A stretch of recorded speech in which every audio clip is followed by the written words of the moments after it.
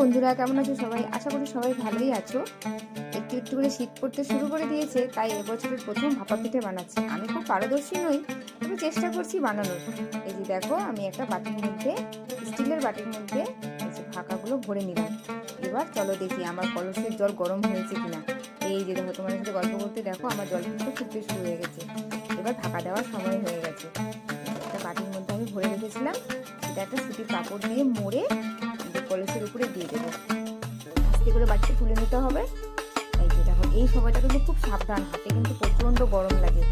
এই যে তোমাদের সাথে গল্প করতে হবে, দেখো আমার ভাকা রেডি। এটা কিন্তু গুড় দিয়ে বানানো, এটা তোমার দেখানো হয়নি। এটা আমার ছেলের জন্য।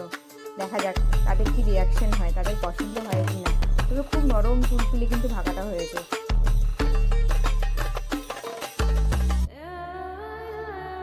এই যে চলো আমার ছেলেকে দেবো। এই যে ছেলের বাবাকে দিলাম। নেক্সট এই যে আমার ছেলেকে দিয়ে দিয়েছি। এটা হচ্ছে আসল দেবে, ও আসল রিয়াকশন দেবে। ও খুব খুশি, নতুন জিনিস পেয়েছে ভাকা।